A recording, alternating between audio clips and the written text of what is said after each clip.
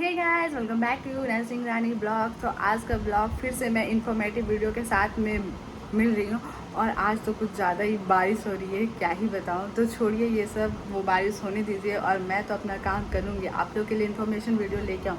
तो आज के वीडियो में मैं आपको बताऊँगी कि जीएनएम और बीएससी नर्सिंग दोनों कोर्सेज में क्या अंतर है, क्या डिफरेंसेस है, किसको करने से जल्दी जॉब मिलता है, कौन सा कोर्स बेहतर होता है हमारे लिए, ये सारा कुछ, और किस में कितना फीस लगता है, ये सारा इन्फॉर्मेशन आपको इस वीडियो में मिलेगा।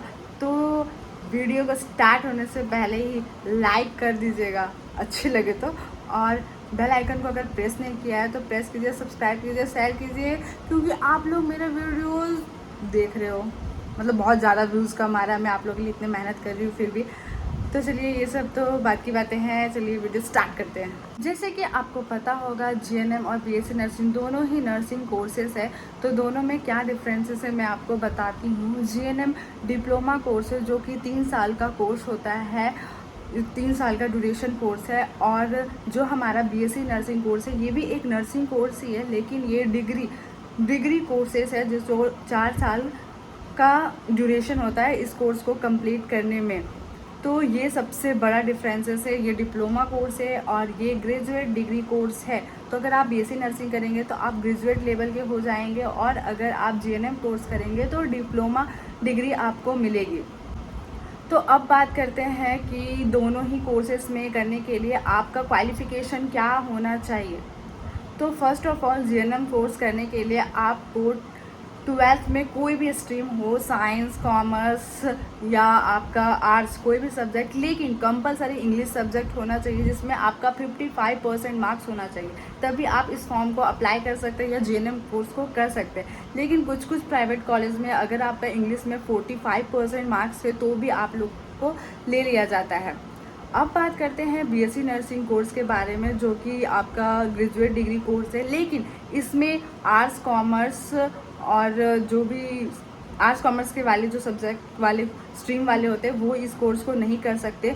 इसमें ओनली साइंस स्ट्रीम जो लिया है वो भी कंपलसरी बायोलॉजी सब्जेक्ट होना चाहिए, बायो और इंग्लिश होना ही चाहिए, तभी आप इस कोर्स को कर सकते हैं। और इसमें भी आपका 55% मार्क्स होना कंपलसरी है, तभी आप इस कोर्स को कर सकते हैं। अब बात करते हैं इन दोनों कोर्सों को करने में कितना आपका खर्च हो सकता है। तो सारे कॉलेजेस में अलग अलग है, प्राइवेट के अलग है और गवर्नमेंट कॉलेजेस के अलग अलग है। तो ये तो नहीं बता सकते, लेकिन एक हम मैक्सिमम अमाउंट बोल सकते हैं कि आपका जो जीएनएम कोर्स है उसमें आपका 2 to 3 लाख खर्च हो जाएगा। इससे ज़्यादा ही हो सकता है कि कम नहीं, अगर आप प्राइवेट कॉलेज में एडमिशन करवाए हैं तो। और अगर बात करते हैं बीएससी नर्सिंग कॉलेज या बीएससी नर्सिंग कोर्स जो करते हैं, तो उसमें आपका कितना खर्चा हो सकता है। तो मैक्सिमम 3 to 4 लाख आपका खर्च हो सकता है 4 सालों में, और इससे ज़्यादा भी हो सकता है। ये मैं एक मिनिमम अमाउंट आपको बता रही हूँ कि इतना खर्च हो सकता है। अब बात करते हैं कि ये दोनों कोर्सों में क्या सब्जेक्ट पढ़ाया जाता है। तो दोनों कोर्स में आपका जीएनएम हो या बीएससी नर्सिंग, तो इसमें जीएनएम कोर्सेज में anatomy, physiology, sociology, fundamental, microbiology, nutrition, paediatric, psychiatric, ये सारा सब्जेक्ट्स आपका अवेलेबल होता है। और जी हाँ, बीएससी नर्सिंग में भी ये सारा सब्जेक्ट्स होते हैं, लेकिन इसमें कुछ और थोड़ा सा डिफाइन करके पढ़ा जाता है जीएनएम के मुकाबले। जीएनएम और बीएससी नर्सिंग दोनों ही नर्सिंग कोर्सेज है, लेकिन अगर आप जीएनएम कोर्स किए तो आपको पोस्ट बीएससी नर्सिंग करना पड़ेगा, या तो फिर आपको 2 साल का एक्सपीरियंस चाहिए कहीं भी जॉब करने के लिए, अगर गवर्नमेंट सेक्टर में अगर जॉब करना है आपको तो। लेकिन वही आप बीएससी नर्सिंग अगर किए तो एज अ फ्रेशर आप अप्लाई कर सकते हैं फॉर्म कहीं भी। और बीएससी नर्सिंग के बाद आप एमएससी नर्सिंग और पीएचडी नर्सिंग भी कर सकते हैं, जो एज अ आप ट्यूटर और प्रोफेसर भी पढ़ा सकते हैं। लेकिन आपको जीएनएम के बाद पोस्ट बीएससी करना होगा, मतलब इसमें लंबा प्रोसीजर है। मतलब आप समझ सकते हैं कि कौन सा बेस्ट है। अगर मेरे मानो ये तो BSc nursing is the best opportunity है आप लोग के लिए, मतलब बेस्ट है। लेकिन अगर आप कम टाइम में अगर नर्सिंग कोर्स करना चाहते हैं या आपके पास फाइनेंशियल इश्यूज़ है तो आप जीएनएम कोर्स को कर सकते हैं। अब आप कोई भी कोर्स करते हैं तो क्यों करते हैं, ऑब्वियसली हम लोग अपना जो भी है कुछ कमाने के लिए ही कोई भी कोर्स करते हैं ताकि मुझे जल्दी ही जॉब मिले। तो अगर बात करें जीएनएम, तो जीएनएम में आपका starting salary 20K to 25K होगा अगर आप प्राइवेट सेक्टर गए या फ्रेशर है, एज अ फ्रेशर है तो।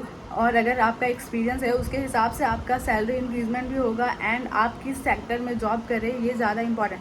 और वही अगर आप बीएससी नर्सिंग कोर्स किए हैं तो आपका 25K to 30K आपका सैलरी स्टार्टिंग सैलरी होगा। और अगर आप as a nursing officer join किए हैं, कहीं पे आपका जॉब हुआ है एज अ नर्सिंग ऑफिसर, तो आपका सैलरी इंक्रीमेंट बहुत ही ज़्यादा होगा, अराउंड 70K।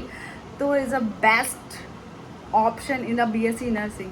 और आगे की बात करें तो नर्सिंग प्रोफेशन एक ऐसा प्रोफेशन है जो कि आपको जॉब मतलब अवेलेबल ज़्यादा होता है। आपको इस प्रोफेशन में जॉब बहुत जल्दी मिल सकता है। गवर्नमेंट नहीं आप बोल सकते तो प्राइवेट सेक्टर में आराम से कोई भी क्लिनिक हो गया, हॉस्पिटल्स हो गया, आपको आराम से वहाँ पे जॉब मिल सकता है। एंड डिपेंड करता है आपका सैलरी एक्सपीरियंस पे एंड आपको कितना नॉलेज है उस पर डिपेंड करता है। एंड क्लिनिक छोटा है बड़ा है उस पर भी डिपेंड करता है कि आपका सैलरी। आई होप आपको समझ में आ गया होगा कि एज अ नर्सिंग प्रोफेशन में आपको क्या चूज़ करना है, आपके लिए क्या बेस्ट होगा।